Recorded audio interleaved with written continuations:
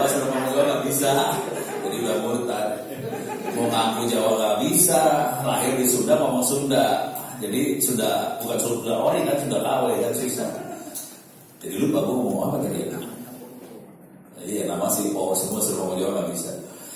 Jadi ini mereka, ya udah gitu saya posting lah di media sosial. Ini teman-teman security nyari orang nih. Syaratnya Anda bisa lulus tadi open course tadi ya. Nah open course-nya ini dia open course ini harus lulus. Oke. Minta 7 orang. Ini udah 3 bulan. Baru sampai hari ini cuma bisa dapat 4 orang. Dari 4 orang, 2 itu SMK. Dan 1 dari SMK itu lulus 3 kuliah open course. Parah. Jadi waktu diwawancara sama Gilda sama teman-temannya itu, tanya dong, kamu nggak nerusin kuliah? Saya nggak punya uang Pak. Itu emang orang tua kamu apa? Guru bangunan. Udah ditarik kan, anaknya pintar, tarik. Langsung saya ngomong sama Gilda, tuh anak tolong sekolahin S1 ya di TTS, kamu yang bayar lagi. Kalau kita siswa belum biar. Jadi ini teknik marketing juga Pak jadinya. Jadi teknik marketingnya kita lepasin, anak-anak SMA pada ngambil, yang jago-jago diambil sama perusahaan suruh beasiswa ini. Ini Astra minta 300 orang sekarang. Parah. Dapetin orang ini susah, asli susah. Akibatnya tadi bejorka segala macam jadi gampang hidupnya kan. Sekarang saya kasih cerita lagi kenapa sampai jadi isu paling bukan isu ya, prosedur yang benar. Kalau ada kejadian-kejadian seperti bejorka dan teman-temannya, prosedur yang benar sebetulnya gini. Ini kita masuk ke kuliah beneran ya, pelan-pelan masuk kuliah. Oke. Jadi kalau nggak diatur, ini prosedurnya ada di bawah sini sih sebenarnya. Ini dia. Ini ada 2 nih. Ini kalau ada perhatikan ini terakhir loh. Ini kan atas nih. Ini di atas ya. Dari atas. Ini atas pelan-pelan. Ini ada segala macam. Ini paling bawah. Dunia forensik itu paling bawah, jangan khawatir.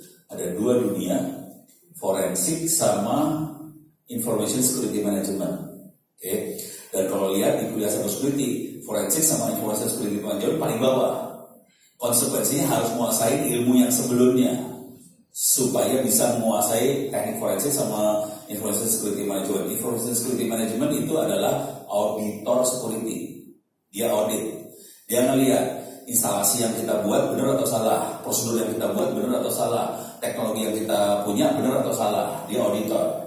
Kalau forensik tugasnya adalah cari barang bukti buat dibawa ke pengadilan. Kalau mau tahu duitnya gede, forensik.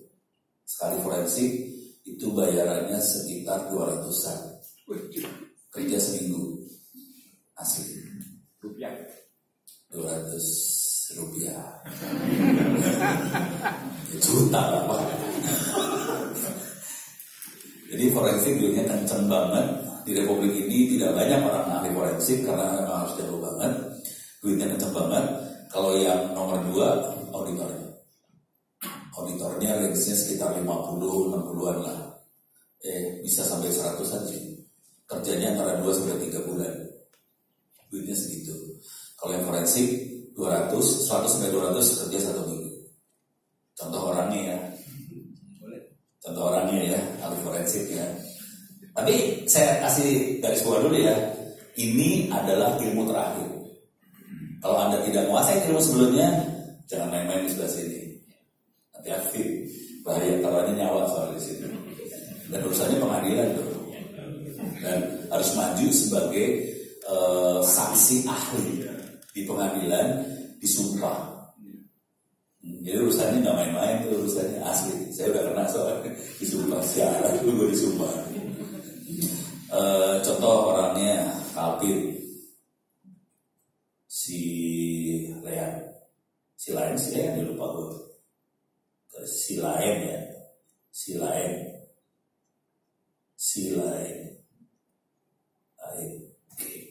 Ini contohnya, ini gambarnya, mukanya. Ini orangnya. masih muda, orang biasa aja. Yang lain lagi Ruby, Alamsyah, benar ya? Salah, Kolobu sih bro. Ruby, salah pencet. Ruby, ini dia orangnya. Satu lagi Joshua Sinambela apa ya? Ini orangnya. Hidupnya enak-enak nih. Orang-orang ini hidupnya enak asli. Hidupnya enak, kalau mau tahu lebih enak, santai di rumah. Oke. Satu lagi Joshua. Ini yang top-topnya ya. Joshua apa ya? Lupa gue. Belakangnya saya lupa ya. Sinambela kalau nggak salah itu. Lupa lah. Simanjuntak Sinambela. Coba lihat mukanya dulu. Iya ini dia. Nih ya. Ini orang-orang nih. Grade-nya di sana. Tapi kalau udah kita main forensik, ya kalau saya sih kan teman, saya bukan ahli forensik jujur. Saya muridnya mereka, terutama muridnya Calvin saya. Dan Calvin itu sekitar 10 tahun lebih muda dari saya. Mereka rata-rata 10 tahun lebih muda dari saya semua. Jadi mereka masih muda, orangnya jago-jago. Joshua jagonya di forensik handphone. Dan alatnya harganya MM-an tuh.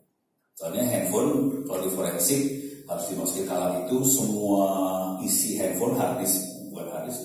Ya pokoknya memorinya handphone di copy, dianalisa, gitu ya. Kira-kira kayak gitu. Logikanya gitu loh. Dan barang bukti tidak boleh berubah. Ini bayangin ya, barang buktinya ini semua elektronik loh. Kan bisa diedit. Nah, itu harus dipertahankan, nggak boleh berubah. Dan itu nanti harus dibawa ke pengadilan dan kasih lihat ke hakim, gitu ya. Nah ini Joshua jago di ini. Kalau si Ruby dia banyak bermain dengan polisi, tapi bang juga. Dan salah satu ahli forensik pertama Indonesia tuh Ruby. Lawannya siapa? Lawannya Ruby ini RS, KMRT. Gitu. KMRT, Bapak KMRT. Saya dari terdakwa ya, kalau nggak salah ya. Nah, bukannya orang Solo di Jogja. Temannya Pak Hari, bukan. Saya dulu pernah teman dengan Pak Hari. Oh pernah betul. Tahun 2000 ya. 2009. Pernah mengajar Pak di tempatnya Pak Hari. Oh pernah, ya itu masalah itu. Kalau Calvin banyak mainnya di bank, banyak main bank. Kalau yang paling gede duitnya bank. Intinya sederhana sih. Kalau yang lain kan cuma cari barang bukti. Kalau bank ada dua dia tujuannya. Satu cari barang bukti, dua mereka tidak mau nama baik bank jelek. Dan kalau mau jujur, sebagian besar masalah bukan dari luar, dari dalam. Gitu. Kalau yang handphone mungkin dari luar ya, hacker beneran luar. Terus ya, cuman kalau untuk ngerti seperti ini kita harus ngerti di belakangnya loh. Cyber security kayak gimana, teknik hacking kayak gimana. Soalnya insting itu hanya waktu kita cari barang bukti. Kan setengah pakai insting ya. Insting itu hanya kita dapat kalau kita ngerti bagaimana caranya orang melakukan serangan. Udah dia melakukan serangan sudah, dia jadi tahu apa yang harus dia cari. Gitu. Kalau kita nggak tahu cara melakukan serangan, kita nggak tahu cara nyarinya. Nah, sekarang ini masih global ya. Saya belum ngasih teknik loh ini. Parah, global aja melihat wajahnya kayaknya langsung terkagum-kagum. Saya stres ini. Oke. Jadi ini dua. Information security management lebih kayak checklist lah. Supaya perusahaan ini aman, apakah sudah ada prosedur ini, cek, apakah sudah ada urusan password, beres, penyimpanan gadget gimana, harus checklist banget. Kalau mau jujur, urusan information security management yang jago adalah akuntan. Jadi kan ekonomi itu akuntan ya, dan mereka biasa audit kan, ini jago dia. Waktu itu saya ikutan pelatihan buat auditor ISO 27001 ini. Yang lain akuntan semua. Saya orang IT kan, ikutan workshop audit. Yang lain tenang, bisa konsentrasi. Oh no, tenang, tidur. Gak kuat. Jadi saya gak kuat buat audit. Karena saya ternyata mentalnya bukan mental auditor. Auditor tuh orangnya harus telaten. Ya pokoknya akuntan banget lah. Jadi kalau ada jurusan ekonomi, akuntansi, orang-orang itu adalah yang paling bagus buat audit ini. Tapi nanti ada dua aliran, yang satu auditor, satu implementasi dari information security management implement. Tapi levelnya auditor dulu, baru dia jadi implementer. Oke. Nah, mundur satu. Nah di sini, ini urusannya basic data security. Ini security semua nih. Intrusion detection system, pertahanan host, web application firewall, udah horror semua nih. VPN, secure shell, secure copy, firewall, terus ada basic cyber security, vulnerability analysis. Ini yang level yang ini vulnerability analysis itu BSSN, Badan Siber sama Sandi Nasional, yang ini mainannya. Oke. Cuman sisanya itu harus diimplementasikan sama si lembaga atau perusahaan atau intinya ya. Jadi yang tadi yang sisanya adalah orang cyber security di lembaga. Kalau yang ini boleh lembaga, boleh BSSN. BSSN punya masalah. Jadi kita ada sekitar 400 atau 500-an kabupaten kota sama kementerian lembaga. Bayangkan kalau satu kabupaten kota menjalankan 10 aplikasi, berarti ada 5.000 aplikasi nih. Satu aplikasi butuh waktu sekitar 1 minggu buat di-audit vulnerability analysis. Jadi bolongnya di mana? Berarti ada 5.000 minggu. Oke. Sudah tahu jumlah manusia yang ada di BSSN untuk melakukan hal seperti ini? 12 orang. Ya, makanya jangan kaget kalau itu jebol. Jangan kaget kalau ada video dan teman-temannya, karena memang kita mau punya orang. Udah gitu kalau lagi ngomong sama orang di atas, ini sambil saya selipin kayak cerita-cerita itu ya. Kalau udah pernah ngomong sama orang di atas, dan saya sering ngomong sama orang di atas, bintangnya 1, 2, 3, kadang-kadang 7 karena mereka pening, pusing kepala. Itu kalau ngomong ini ngomongnya. Ini kejadian ini bintang 3 ngomong ke saya. No, gue udah beli barang mahal, ratusan miliar, duitnya dibuang buat beli barang bagus-bagus, mahal-mahal. Cuman kenapa gak ada yang jalan ya? Gitu. Udah gitu kebetulan orang sebelum beliau itu pernah minta saya. Jadi 2 tahun 3 tahun sebelumnya pernah minta saya, no, tolong lu tes anak buah gue nih. Jadi dia punya anak 120 orang, dites. Oke. Kan saya punya ini kan cyber security ini, ya udah gampang lah saya tesin. Tesnya gampang kan, sudah aja kerjaan ujian di sini kan, beres ya. Bisa nebak 120 orang yang lulus berapa orang? 1, pesimis banget. Yang lulus 3, terus 20 orang lulus 3. Dan mereka tugasnya gini, ya sudah, lu punya barangnya. Kan kalau bedil gampang kan, tinggal diarahin pencet door. Lah kalau IT kan gak gitu. Lu tombol on off nyalain, nyala, perlu dikonfigurasi kan, perlu di set apa segala macam. Coba bayangin kita nyadap, kan kita harus tahu ini apa, ini harus tahu kan. Nah itu kan gak bisa orang bodoh. Ya sudah, anak buah lu tolong mau diapain. Dan pas orangnya bisa berdua lagi. Salah satunya saya gitu. Jadi jangan khawatir, kondisi Republik Anda parah sih sebenarnya. Jadi jangan kaget sampai kejadian-kejadian itu muncul. Makanya kayak BPJS jebol, apa jebol. Kalau mau tahu BPJS jebol ngeri loh sebenarnya.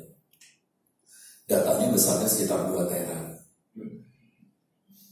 Jangan wait-nya dulu Pak, bayangin. Orang ngopi data 2 tera, emang bisa semenit 2 menit? Gak bisa. Itu ngopi 1 tera itu sehari, 1 tera, 2 tera 2 hari. Itu kalau kecepatannya kenceng, kalau lemot kan bisa berapa hari. Ini berhari-hari ngopi data emang gak kedetek, kan geblek. 1 minggu kali. Oh gitu ya, bisa jadi. komputernya libur. Gue baru tahu komputer bisa libur 10 minggu.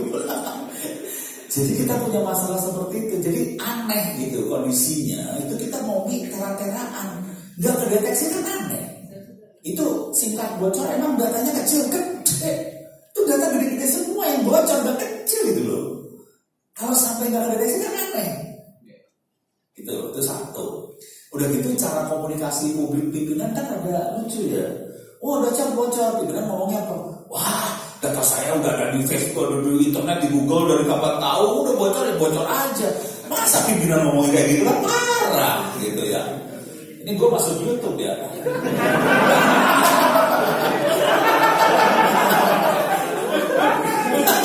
Gak apa-apa biarin. Ini sengaja. Pulang di Bogor. Dan kita kan ngomong logika. Pimpinan saya ngomong kayak gitu kan parah banget. Dia mungkin nggak tahu bahwa data bocor efeknya parah, fatal banget. Bayangkan itu data KTP kita, nama, alamat, tanggal lahir semuanya ada. Bahkan yang BPJS ada data ini ya, ada recovery password ya, nama orang tua apa, ada kayak gitu kan, ada. Nah, bayangkan data seperti itu ada. Kemudian orang-orang bisa ngambil data itu kan dan dipakai beneran sama pinjol-pinjol. Jadi Anda sudah pinjam ini buktinya. Mampus nggak lu? Dukun kalah. Paling kalah. Dukun bukan ya.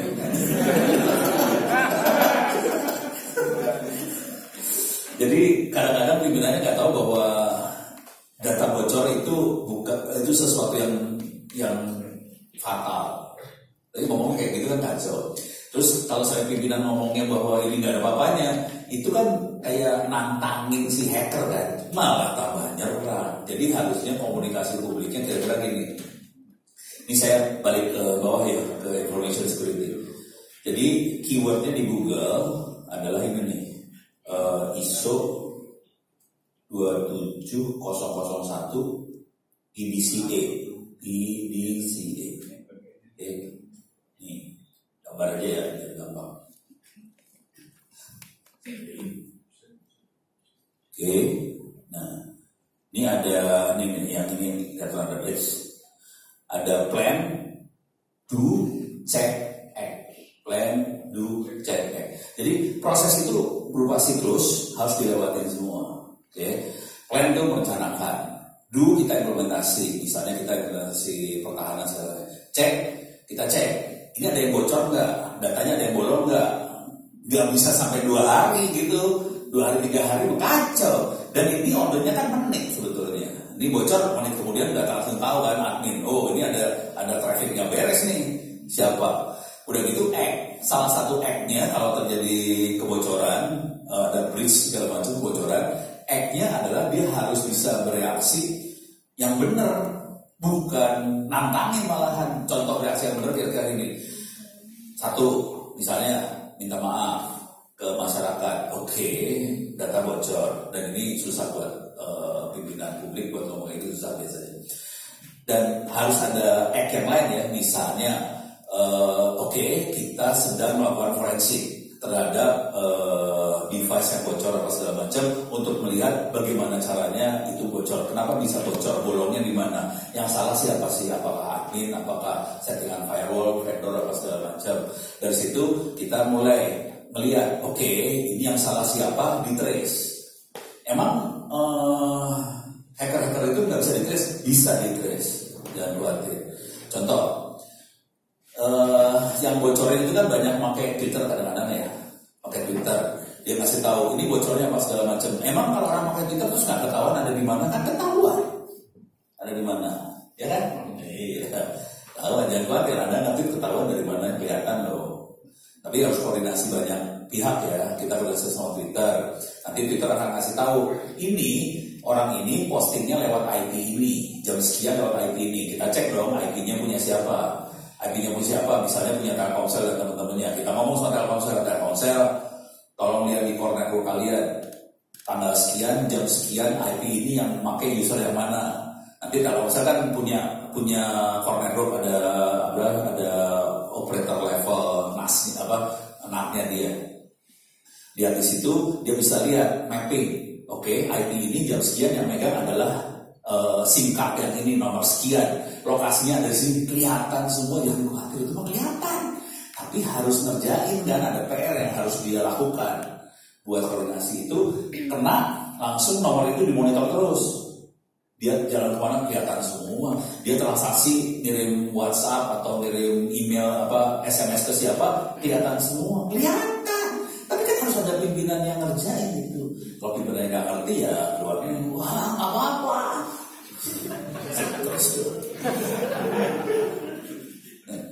Terus ya. Ini saya belum ngasih lihat bentuknya loh, ini masih baru omong doang ya. Ini belum tentu. Tapi proses ini siklusnya seperti ini.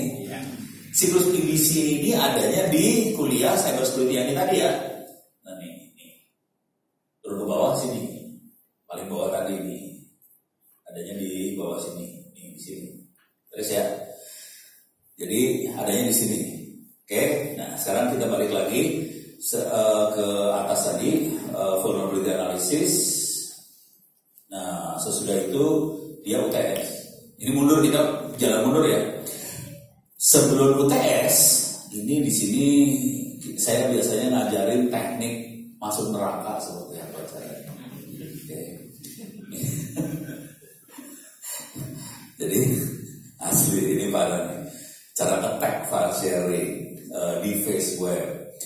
Attack database SQL, attack password, attack wireless, attack sniffing. Di sini ada MITM. MITM adalah kita bisa nyadap walaupun si korban pakai HTTPS di encrypt bisa disadap, jangan khawatir. Oke beres ya. Cuman hari ini nggak akan saya ajarin ini yang ini parah ini. Terus footprinting itu intelijen mata-mata. Korban sasarannya siapa sih, rumahnya di mana, nomor teleponnya berapa segala macam.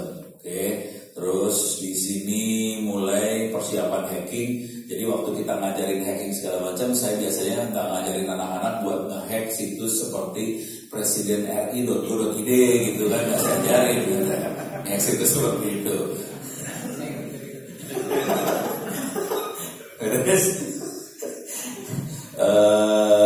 Terus intro hacking. Nah sini di intro hacking biasanya saya ajarin filosofi hacker itu seperti apa, etika hacker seperti apa, diajarin di situ.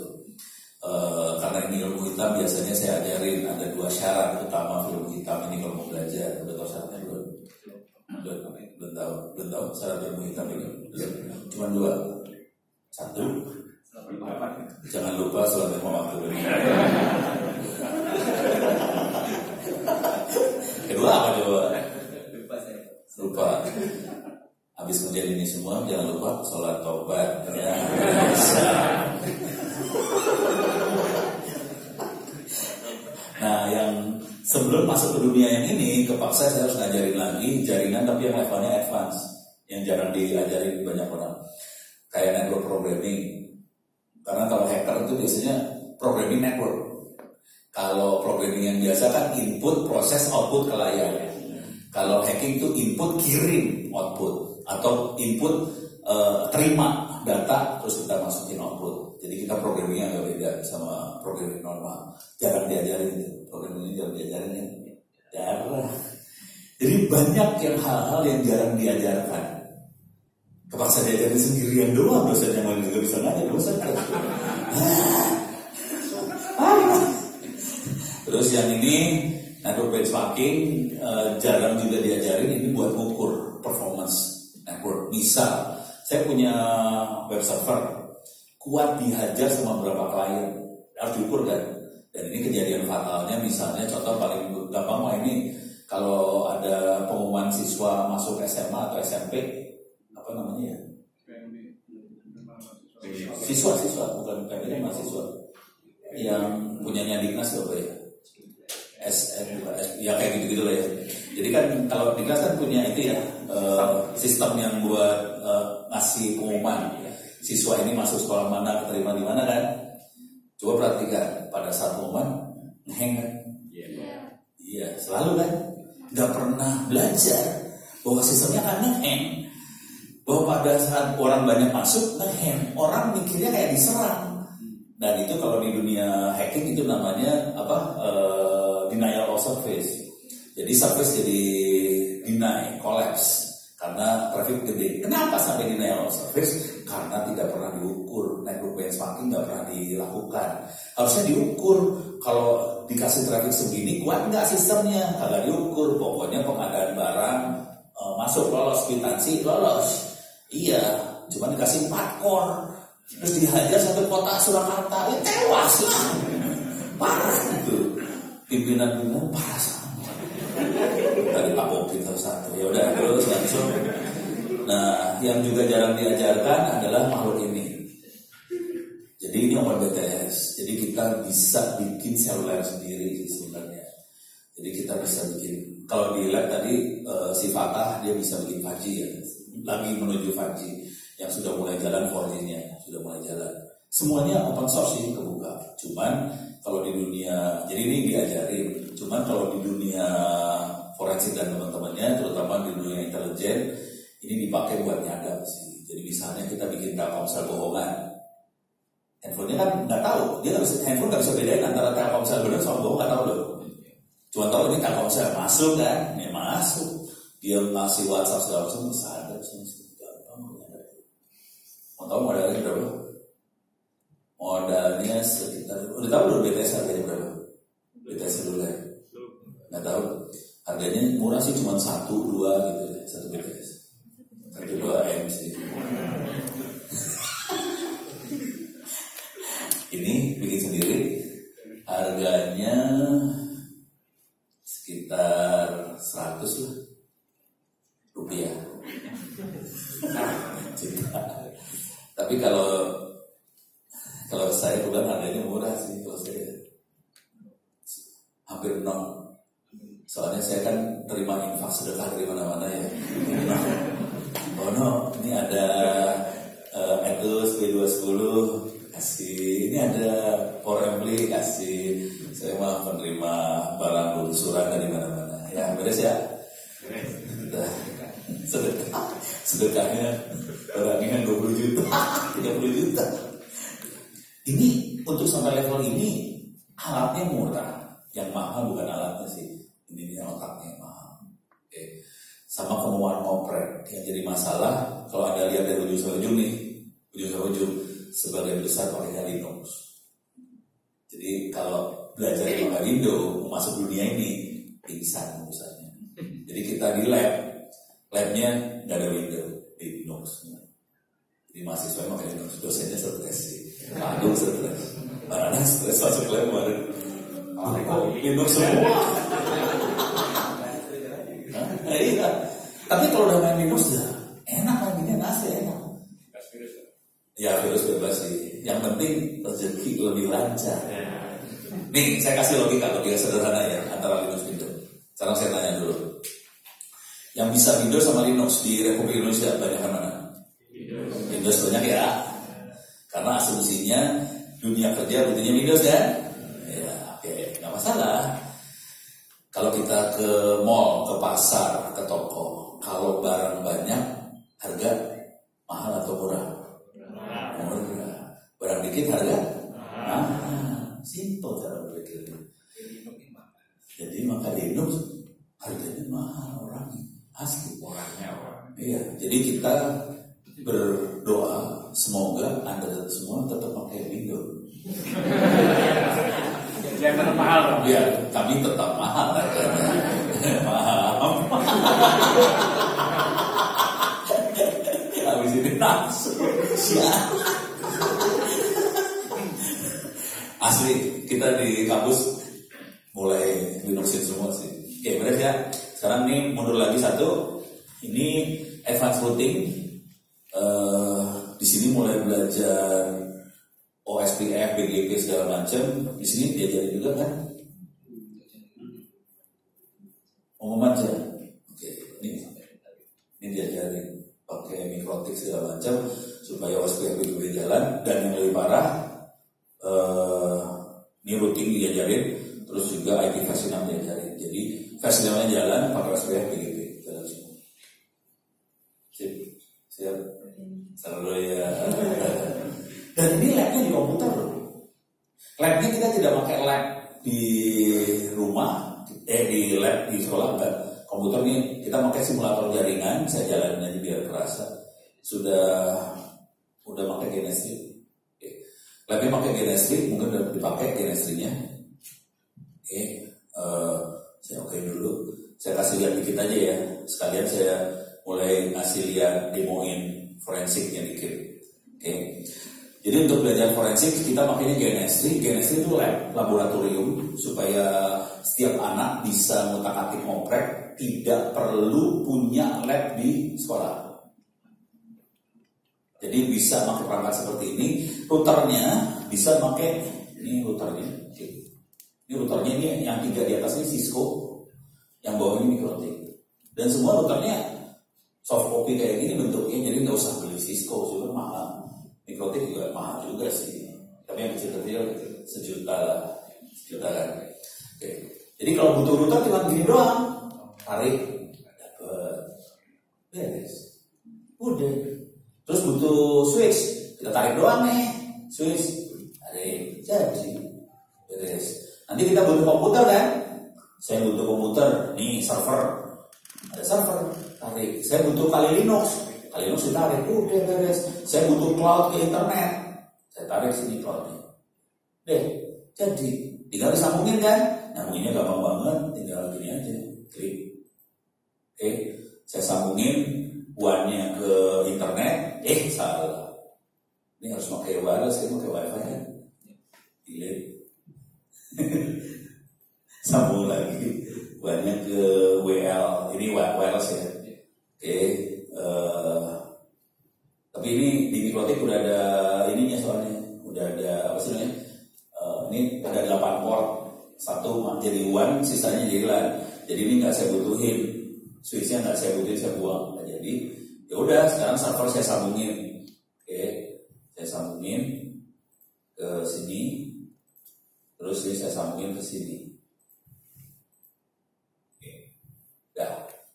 Ini kalau mau didemoin, saya akan demoin cara melihat log, catatan di server seperti apa. Ada demo yang kedua yang harus saya kasih adalah cara melihat file. Jadi misalnya gini, kebanyakan hacker-hacker itu atau orang-orang hack itu, kalau sampai ada aparat datang, polisi datang, filenya di-delete. Jadi gimana caranya kita recover file yang di-delete jadi filenya keluar lagi, kayak gitu. Recover file. Jadi ada 2 sih. Lihat file, nyari file, cari log, satu lagi recover.